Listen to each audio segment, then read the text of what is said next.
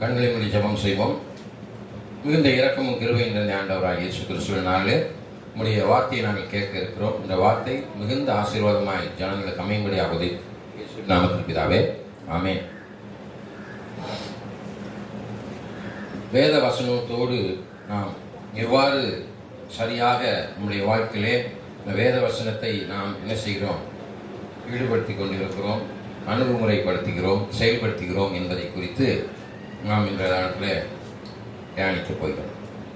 வேத வசனத்தை நாம் என்ன செய்ய வேண்டுமா, வாசித்தால் மாத்திரம் போதாது, அதை நினைத்து பார்க்க வேண்டும் என்று வேதம் சொல்லியிருக்குது. என்ன செய்யணுமா, அதை நினைத்து பார்க்க வேண்டும் என்று வேதம் சொல்லியிருக்கு. சங்கீத புஸ்தகம் 119 அதிகாரம் 11, 16 ஆகிய 2 வசனங்களை வாசிங்க. சங்கீத புஸ்தகம் 119 அதிகாரம் 11, 16 ஆகிய 2 வசனங்களை வாசிங்க. அல்லேலூயா. 11, 16 நான் உமக்கு விரோதமாய் பாவம் செய்யாதபடிக்கு உம்முடைய வார்த்தை உமது வாக்கை என் இருதயத்திலே வைத்து வைத்தேன். 11ஆம் அதிகாரத்தில் சொல்லி இருக்கிறது. ஆரம்பத்தில் என்ன சொல்லியிருக்கு பாருங்க, வாசிங்க. நான் உமக்கு விரோதமாய் பாவம் செய்யாதபடி. ஆண்டவர் உடைய வார்த்தை நம்முடைய இருதயத்தில் நாம் நினைத்து வைத்திருக்கிறோம். அதனால நம்ம பாவம் செய்யக்கூடாது என்பதை என்ன செய்யணுமா, இருதயத்தில் வைத்திருக்கிறோம் என்று சொல்லப்பட்டிருக்கு. இருதயத்தின் நிறைவு வாய் பேசும். இல்லையா? அப்ப நினைக்க வேண்டும். ஆண்டவர் சொல்லியிருக்கிற வார்த்தையை என்ன செய்ய வேண்டும், நாம் நினைத்து பார்க்க வேண்டும். வாசித்து அதை தியானித்து சிந்தனையில வைத்துக் கொண்டு உனக்கு விரோதமாய் உருவாக்கப்படும் எந்த ஆயுதமும் வாய்க்காவே போவதாக என்ற வார்த்தையை நீங்கள் உங்களுக்கு விரோதமாய் செயல்படுகிற மனிதர்கள், அந்தகார சக்திகள், பாவங்களை வரும் பொழுது நீ என்ன செய்யணும், நினைத்து பார்க்கணும். நினைத்து பார்த்தீங்கன்னா அது என்ன செய்யாது, செயல்படாது. நினைத்து பார்க்க வேண்டும் என்று தெளிவாக சொல்லியிருக்கிறது. அதே பாருங்க, 16 வாசிங்க. 119 உமது பிரமாணங்களில் மனமகிழ்ச்சியாக இருப்பேன், உமது வசனத்தை மறவேன். அவருடைய பிரமாணங்களில் மனமகிழ்ச்சியாக இருக்க வேண்டும் என்று சொல்லியிருக்கிறது. அவருடைய பிரமாணங்கள் என்ன? ராஜரீக பிரமாணமாகிய உன்னை போல் பிறனை நேசி, பொய் சொல்லாதிருப்பாயாக, களவு செய்யாதிருப்ப, அப்படி பிரமாணங்கள் இருக்கிறது. அல்லையா? இதுல முக்கியமான பிரமாணம் ராஜரீக பிரமாணம், உன்னை போல் பிறனை நேசி என்ற பிரமாணம் அங்கே சொல்லப்பட்டிருக்கிறது. அல்லையா? அதை நாம் என்ன செய்ய வேண்டும், நினைக்க வேண்டும், நினைத்து பார்க்க வேண்டும் என்று சொல்லுவோம். அது இதில் 61 வாசிப்பாங்க. பார்க்க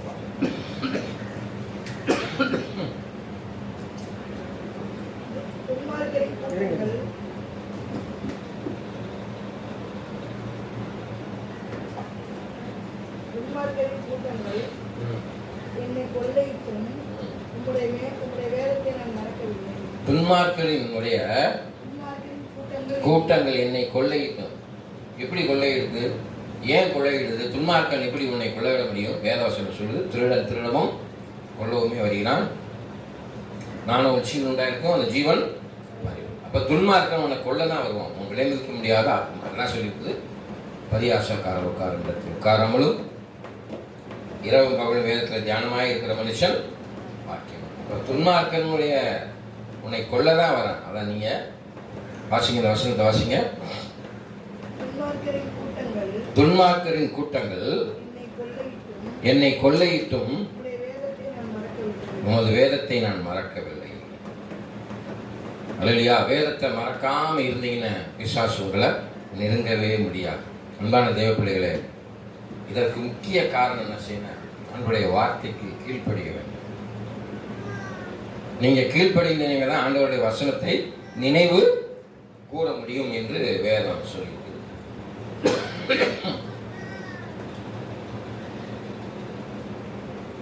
சங்கீத புஸ்தகம் 119 அதிகாரம் 34வது வசனத்தை வாசித்து பார்ப்போம். கீழ்ப்படிய வேண்டும் என்று சொல்லப்பட்டிருக்கு. எனக்கு உணர்வை தாரும், அப்பொழுது நான் உமது வேதத்தை பற்றிக்கொண்டு என் முழு இருதயத்தோடு அதை கைக்கொள்வேன். ஆரம்பத்தில் என்ன சொல்லியிருப்பாங்க? எனக்கு உணர்வை தாரு. இன்னைக்கு எத்தனையோ பேர் உணர்வு இல்லாதவர்களாக ஜடமாக தான் இருக்கிறோம். என்ன உணர்வு? நான் பாவம் செய்திருக்கிறேன், இனி நான் பாவம் செய்யக்கூடாது என்ற உணர்வை தர வேண்டும். நம்முடைய சிந்தனையிலேயே உணர்வு இருக்கணும். சரீரத்தில் மாத்திரம் நாம் உணர்வை வைத்துக் கொள்ளக்கூடாது. உள்ளான மனுஷர்களே வேறொன்றி நிலைப்பட்டவர்களாய் அறிவு கெட்டாத அந்த அன்பை அறிந்து கொள்ள அனுகிரகம் செய்ய வேண்டும் என்று வேண்டிக் கொள்ள வேண்டும். அல்லையா? உணர்வு, அந்த உணர்வை பெற்றவர்களாக இருக்க வேண்டும் என்று வேதம் சொல்லியிருக்கு. அல்லையா? அங்கே நாம் வாசி பார்க்கிறோம். யோவான் புஸ்தகம் 14:15.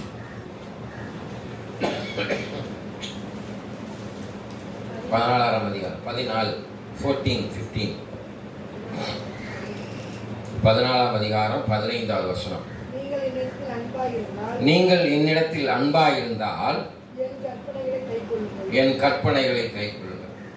அப்ப நீ நினைவு கூற வேண்டும், இயேசு சொன்ன காரியத்தை நான் நிலைத்திருக்க வேண்டும், இயேசு சொன்னதுக்கு நான் கீழ்ப்படிய வேண்டும் என்றால் நீ இயேசுவிடத்தில் அன்பாய் இருக்க வேண்டும்.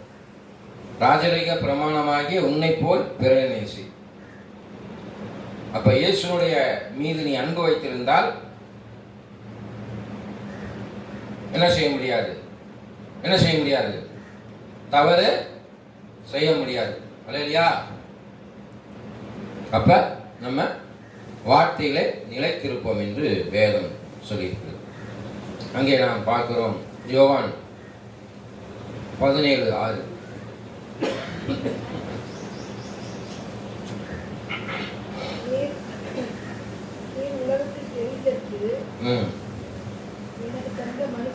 நீ உலகத்தில் தெரிந்தெடுத்து எனக்கு தந்த மனுஷருக்கு உமது நாமத்தை வெளிப்படுத்தினேன். அவர்கள் உம்முடையவர்களாய் இருந்தார்கள். அவர்களை எனக்கு தந்தீர். அவர்கள் உங்களுடைய வசனத்தை கை கொண்டிருக்கிறார். எத்தனை பேர் நம்ம வசனத்தை கை கொண்டிருக்கிறோம்? சற்று சிந்தித்து பாருங்கள். இயேசுவை தந்திருக்கிறார். பிதாவானவர் உங்களுக்கு இயேசுவை தந்திருக்கிறார். நீ இயேசுவை உள்வாங்கினால் மாத்திரம் போதாது. பிதாவானவர் இந்த உலகத்திலே தான் படைத்த மனிதன் ஒருவனும் கெட்டு போகக்கூடாது என்ற பேரன்பு கொண்டு இயேசுவை தந்திருக்கிறார். எத்தனை பேர் நம்ம இயேசுவை நடைமுறைப்படுத்துறோம்? அவருடைய வார்த்தையை நினைவுகிறோம். சற்று சிந்தித்து பாருங்கள். அவனுடைய வார்த்தைக்கு கீழ்ப்படிந்து நடக்க வேண்டும். அல்லையா? வேதம் சொல்லிப்பார். 2 தெசலோனிக்கேயர் புத்தகம் 1ஆம் அதிகாரம் 7-8 ஆகிய 2 வசனங்களை வாசிங்க. 2 தெசலோனிக்கேயர் புத்தகம் 1ஆம் அதிகாரம் 7-8. தேவனை அறியாதவர்களும் கர்த்தராகிய இயேசு கிறிஸ்துவின் சுவிசேஷத்திற்கு கீழ்ப்படியாதவர்களும் நீதியுள்ள ஆக்கினையை செலுத்தும்படிக்கு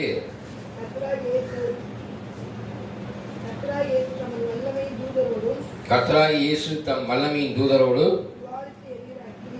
வாழ்த்து எரிகிற அக்கினியோடும் வானத்திலிருந்து வெளிப்படுத்தும் போது அப்படியே ஆகும். ஆமென். அப்ப ஆண்டவருக்கு கீழ்ப்படியணும் சொல்லி. கீழ்ப்படியாம போன என்ன ஆகும்? நம்முடைய வாழ்க்கையில எல்லாமே நஷ்டமாகும். இல்லையா? எதையும் நாம் சரியாக செய்ய வேண்டும் என்று வேதத்தில் சொல்லியிருக்கிறோம். ஆராய்ந்து பார்க்க வேண்டும். 1 பேதுரு புத்தகம் 4ஆம் அதிகாரம் 17 சொல்லியிருக்கிறோம். 1 பேதுரு 4:7 மன்னிக்கும் 17.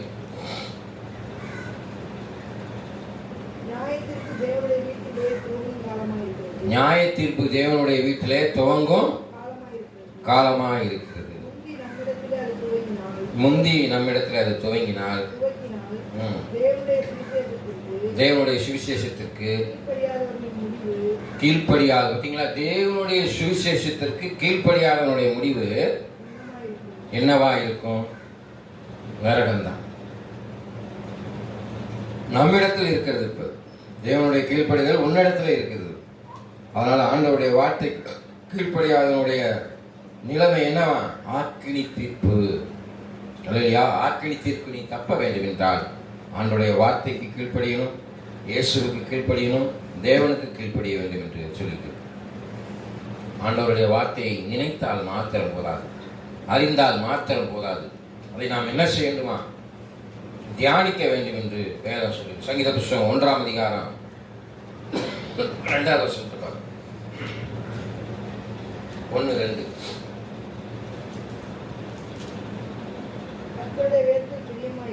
கர்த்தருடைய வேதத்தில் பிரியமாயிருந்து இரவு பகலும் அவருடைய வேதத்தில் தியானமாய் இருக்கிற மனுஷன் பாக்கியவான். அப்ப அன்பு கூறணும், தியானிக்க வேண்டும். வேதத்துல அந்த வசனத்துல ஆரம்பத்தில் என்ன சொல்லியிருப்பாருங்க? கர்த்தருடைய வேதத்துல முதல் அவனுக்கு பிரியம் இருக்கணும். ஏனோ தானான்ற அல்ல. இன்னைக்கு பிள்ளைகளை பைபிள் வாசியாப்பான பேருக்கு உட்கார்ந்து வாசிக்கிறாங்க. பிரியத்தோடு, பயபக்தியோடு, நடுக்கத்தோடு, உத்தமத்தோடு இன்னைக்கு பைபிளை வாசிக்கணும், பிரியமாய். அப்புறம் என்ன சொல்லியிருப்பாங்க? இரவு பகலும் தியானமா இருக்கிற மனுஷன் பாக்கியம். இல்லையா? வேதத்தை வாசித்து ஆண்டவரே நானே வழியும் சத்தியும் ஜீவனுமா இருக்கிறேன், என்னை அல்லாமல் ஒருவனும் பிதாவினத்தில்தான் என்ற வாக்கு தத்துவத்தை நீ தியானித்து அவருடைய வழியிலே நீ நடக்கும் பொழுது நீ ஆசீர்வாதமாயிருப்பாய். வாதை உன் கூடாரத்தை அணுகாது, பொல்லாப்பு உனக்கு நேரிடாது என்று நீ விசுவாசித்தால் உன் வீட்டில் வாதம் இருக்காது, கஷ்டம் இருக்காது, துன்பம் இருக்காது, துயரம் இருக்காது. அதை நீ தியானிக்க வேண்டும், நினைக்க வேண்டும், அன்பு கூற வேண்டும். இல்லையா? இங்கே வேதத்தில் பார்க்கிறோம், மிகுந்த அன்பு கொண்ட தெய்வமாக இருக்கிறார் என்று சொல்லப்பட்டிருக்கிறது. சங்கீத புஸ்தகம் 119 159 வாசிங்க. 119 159.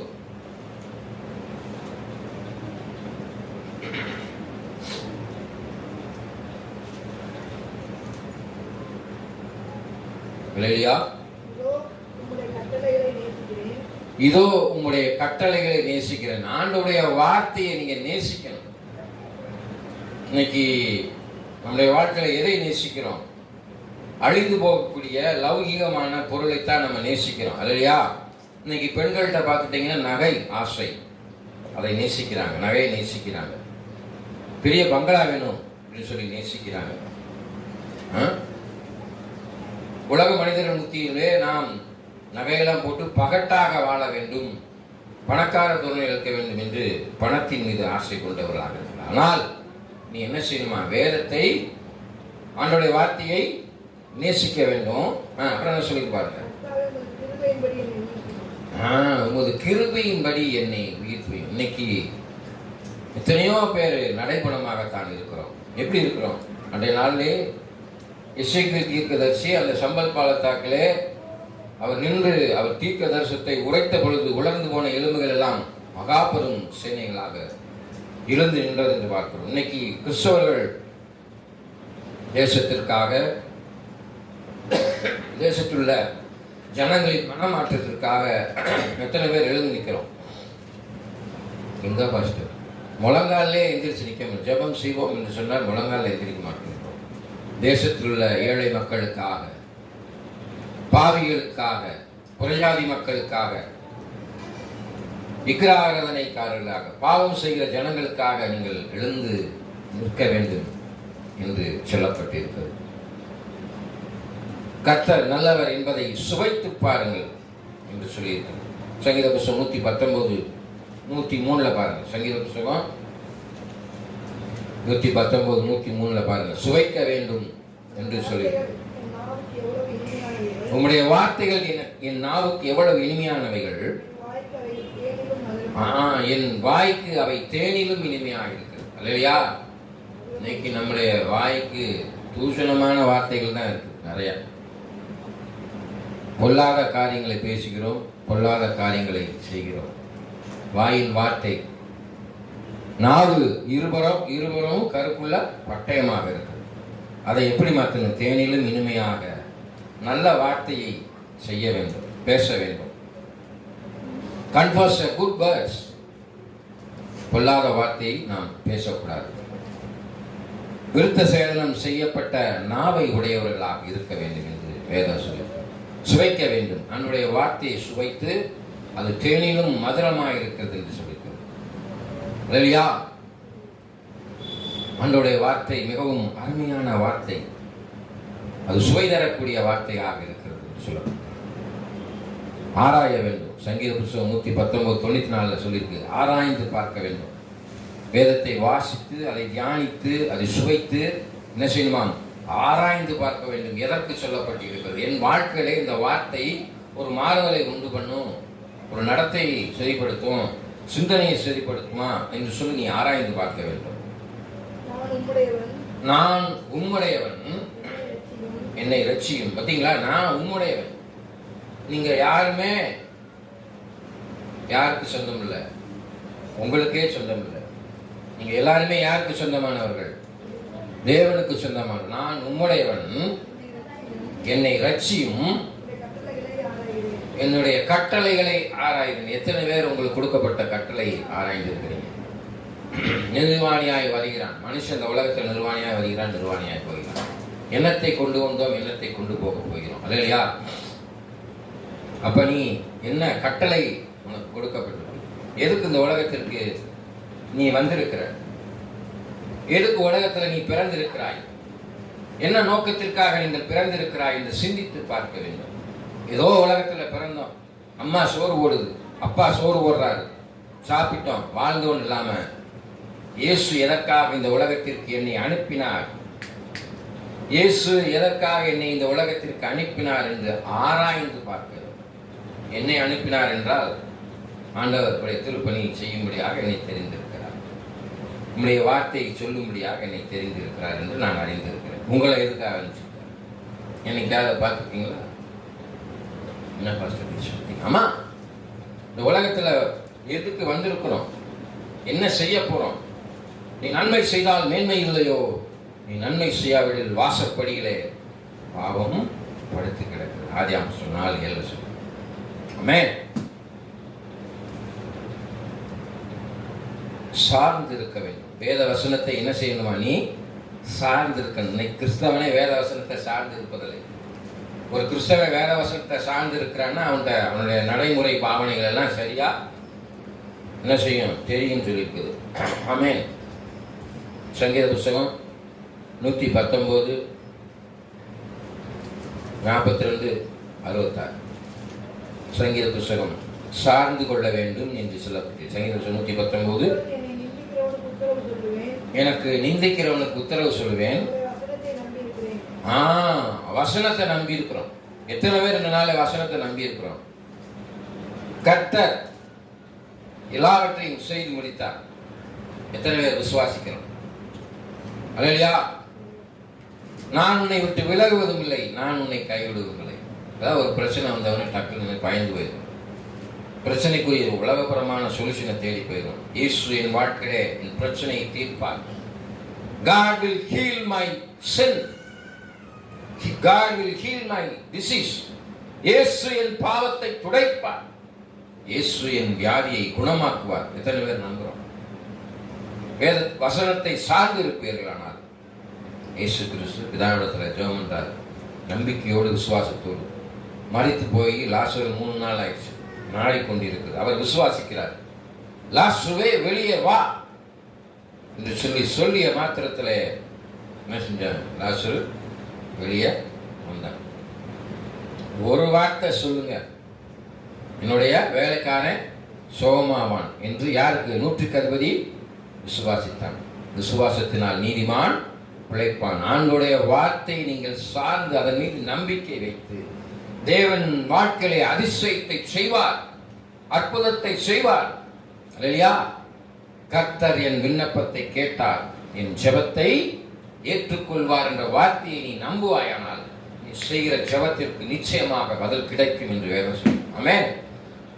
வேதத்தை வார்த்தையை சார்ந்து இருக்க வேண்டும். அது மாத்திரமல்ல, ஆண்டவரை துதிக்கணும்னு சொல்லியிருக்கேன். எத்தனை பேர் துதிக்கிறோம்? வானத்து பறவைகளை பாருங்கள், அவைகள் அறுப்பதும் இல்லை, நூற்பதும் இல்லை, அதிகாலை வேளையிலே அவர்கள் துதித்துக் கொண்டு இருக்கிறது. ஆமென்.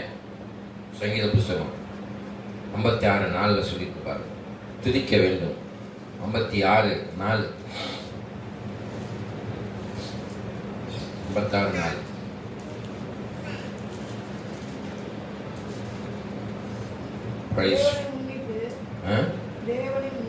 தேவனை முன்னிட்டு அவருடைய வார்த்தையை புகழ்வேன். தேவனை நம்பி இருக்கிறேன். நான் பயப்படேன். மாம்சமான எனக்கு என்ன செய்வான்? இங்க 2 காரியம் சொல்லியிருக்கு. என்ன சொல்லியிருப்பாங்க ஆரம்பத்துல? தேவனை முன்னிட்டு அவருடைய வார்த்தை என்ன செய்யணுமா? புகழ்வேன். அவருடைய வார்த்தை சொல்வதனால எனக்கு வெட்கம் இல்லை, புகழ்ச்சி. அப்புறம் என்ன சொல்லியிருக்குது? தேவனை நம்பி இருக்கிறேன். கர்த்தர் என்னை கைவிடவே மாட்டார். கர்த்தர் என்னை கைவிட மாட்டார். அல்லேலூயா. ஒரு நன்மையும் குறைவும் நம்முடைய வாழ்க்கையிலே வராது. கர்த்தரை நம்புவோருக்கோ ஒரு குறைவும் வராது என்று சொல்லியிருக்கிறது. ஆமென். அன்பான தேவ பிள்ளைகளே, நம்பிக்கை கொள்ள வேண்டும். இன்னைக்கு நம்பிக்கை இல்லாம எத்தனையோ பேர் ஜனங்கள் இருக்கிறாங்க. சங்கீத புஸ்தகம் 119:81 சொல்லியிருக்குது. சங்கீத புஸ்தகம் 119:81.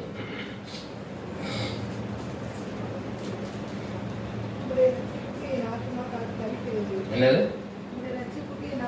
உம்முடைய ரட்சிப்புக்கு என் ஆத்துமா தவிக்கிறது, உமது வசனத்திற்கு காத்திருக்கிறேன். பார்த்தீங்களா? ரட்சிப்பதற்கு ஆத்துமா காத்திருக்கணும். உலகத்தை ஆக்கினிக்குள் தீர்க்க வராமல் உலகத்தை ரட்சிக்கும்படியாக இயேசு கிறிஸ்து தன்னுடைய குமாரனை அனுப்பினார். உலகத்தில் என்ன அர்த்தம்? பிள்ளைகளை, உலகத்தில் இருக்கிற ஜனங்களை. அப்ப ரட்சிப்புக்கு காத்திருக்கணும். ரட்சிப்பு இல்லாம மனமாற்றம் இல்லை. ரட்சிப்பு காத்திருக்கிறேன். அப்புறம் என்ன சொல்லிருப்பாங்க? வசனத்துக்கு காத்திருக்கிறேன். வசனம் தான் உன்னை ரட்சிப்புக்குள்ள ஒன்றா மனமாற்றத்திற்கு கொண்டு வரும். ஆமென். சத்தியத்தை அறிவீர்கள், சத்தியம் உங்களை விடுதலையாக்கும். அந்த வசனத்தை நீ விசுவாசிக்கணும். சத்தியத்தை அறிந்தாதான் உனக்கு விடுதலை பெற முடியும். எதுல இருந்து? பாவத்திலிருந்து, சாபத்திலிருந்து மனமாற்றம் ஏற்படும் என்று சொல்லப்பட்டிருக்கு. ஆமென். நன்றி கூற வேண்டும். இன்னைக்கு ஜனங்கள் நன்றி இல்லாம இருக்கிறோம். கர்த்தர் செய்த நன்மைகளை நன்றி இல்லாம இருக்கிறோம். வாசிங்க சங்கீத புஸ்தகம் 119:62. 119:62 வாசிங்க. நன்றி கூற வேண்டும் என்று வேதத்தில் சொல்லியிருக்கிறது. உமது நீதியான நியாய தீர்ப்புகளின் நிமித்தம் உம்மை துதிக்கும்படி பாதி ராத்திரியில். எத்தனை பேர் பாதி ராத்திரியில் இருக்கிறோம்? பாதி ராத்திரியில் என்ன? அதிகாலையில கர்த்தரை தேடுவோருக்கு ஒரு நன்மையும் குறைவும் வராது. ஆமென். அல்லேலூயா. குறைபடுவதே இல்லை. நன்றி சொல்ல வேண்டும். Praise Jesus. பக்தியுடன் ஆண்டவரை நாம் தரிசிக்க வேண்டும், அணுக வேண்டும். பரிசுத்தம் இல்லாமல் ஒருவனும் தேவனை தரிசிக்க முடியாது. சங்கீத புஸ்தகம் 128:1 சொல்லியிருக்கு. கர்த்தருக்கு பயந்து அவர் வழியிலே நடக்கிற மனுஷன் பாக்கியவான். அப்ப பரிசுத்தமா இருக்கணும். பரிசுத்தம் இல்லாமல் ஒருவனும் தேவனை தரிசிக்க முடியாது. அல்லேலூயா. சங்கீத புஸ்தகம் 119:120 பாருங்க. பயபக்தியுடன் அணுக வேண்டும். பயபக்தி, கர்த்தருக்கு பயப்படுதலே ஞானத்தின் ஆரம்பம். உங்களுக்கு பயப்படும் பயத்தால் என் உடம்பு சிலிர்க்கிறது, உமது நியாய தீர்ப்புகளுக்கு பயப்படுகிறேன். இன்னைக்கு எத்தனை ஜனங்கள் நியாய தீர்ப்பு பயப்படுறோம்? பயப்படுறதே கிடையாது. அல்லேலூயா. பயப்படுறதே கிடையாது.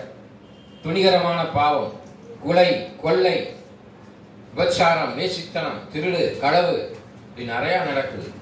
செத்த பிறகு நம்ம எங்க போறோம்ன்றத ஜனங்கள் இன்னைக்கு அறியாம இருக்கிறாங்க. அசால்ட்னஸ், கவலை இல்லை. பரலோகத்துக்கு போக வேண்டும்.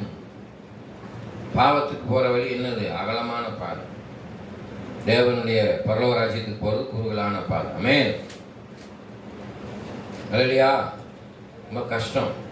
ஆனால் இயேசு உன்னிடத்தில் இருப்பார். நிச்சயமாக இலகாக நாம் தேவ ராஜ்யத்தை அடைவதற்கு பக்தியுடன் அணுக வேண்டும் என்று சொல்லி ஏசாயா 66:2 வாசிப்பார்கள்.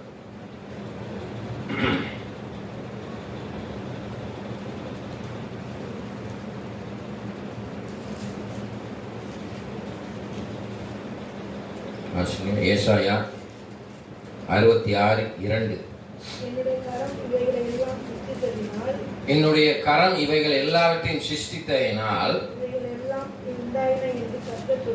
இவைகள் எல்லாம் உண்டாயின என்று கர்த்தர் சொல்கிறார். ஆனாலும் சிறுமைப்பட்டு ஆவியில் நொறுங்குண்டு என் வசனத்துக்கு நடுங்கிறவனே. எல்லாத்தையும் படிச்சிருக்கார், எல்லாம் செஞ்சிருக்கார். என் வசனத்துக்கு நடுங்கிறவன். கர்த்தருக்கு பயப்படுதல ஞானத்தின் ஆரம்பம். வசனத்துக்கு நடுங்கணும். நம்ம பிள்ளைங்க யாருமே வசனத்துக்கு நடுங்கிறாங்களா என்னன்னு தெரியாது. வேத வசனத்துக்கு நடுங்கி பயந்து பயபக்தியோடு இருந்த ஆசீர்வாதம். இறுதியாக வழிகாட்டுதலின்படி நடக்க வேண்டும் இல்லையா? சங்கீதம் 119, 102 சொல்லியிருக்கு. வழிகாட்டுதல். வழிகாட்டக்கூடியவராக இருக்கிறார். ஆண்டவருடைய வார்த்தை உன்னை வழிகாட்டும். ஆவியானவர் உன்னை வழிகாட்டுவார். போதகர் உன்னை வழிகாட்டுவார். He is a messenger. Pastor is a messenger for you. Amen. நீர் எனக்கு போதித்திருக்கிறபடியால் உமது நியாயங்களை விட்டு விலகேன். நியாயத்தை விட்டு விலகக்கூடாது. நியாயமா நடக்கணும். இந்த உலகத்தில் நீதியாக, நியாயமாக, உண்மையாக, நேர்மையாக நடக்க வேண்டும். நியாயத்தை விட்டு விலகேன். அப்ப இன்னைக்கு ஆண்டவர் முற்று சென்ற முன்மாதிரி நடப்பாயானால் வேதவசனத்தை நீ பற்றி கொண்டு தேவராஜ்யத்தை அடைய முடியும். கண்களில் முடி ஜெபம் செய்வோம். மகா இரக்கமும் கிருபையும் நிறைந்த எங்கள் ஆண்டவராகிய இயேசு கிறிஸ்துவின் நாளிலே எங்கள் வாழ்க்கையில் வேதத்தை நாங்கள் எவ்வாறு நடைமுறைப்படுத்த வேண்டும், எவ்வாறு தியானிக்க வேண்டும், எப்படி பற்றிக்கொள்ள வேண்டும் என்று சொல்லி நாங்கள் ஆராய்ந்து பார்த்தோம். வேதவசனத்தை வாசித்தோம். சொல்லப்பட்ட தேவ செய்தி ஜனங்களுக்கு மிகுந்த ஆசீர்வாதமாய் மாற்றித்தாருங்க. கர்த்தரை தேடி கர்த்தருக்கு பயந்து ஜனங்கள் நடந்து தேவனுடைய விலைமதிக்க முடியாத அன்பை பெற்ற பிள்ளைகளாக இருந்து கடந்து செல்ல வேண்டும் என்று இயேசுவின் நாமத்தில் வேண்டுகிறேன் பிதாவே. ஆமென். என் ஆத்துமாவே கர்த்தரை சுற்றி, என் முழுமையார் பரிசுத்த நாமத்தை சுற்றி, என் ஆத்துமாவே கர்த்தரை சுற்றி, கர்த்தர் செய்த சகல உபகாரங்களை மறவாதே. ஆமென். நம் ஆண்டவராகிய இயேசு கிறிஸ்துவின் கிருபையும் பிதாவாகிய தேவனுடைய அன்பும் பரிசுத்த ஆவியானவரின் இருக்கும் இப்பொழுதும் சதா காண இருப்பதாக.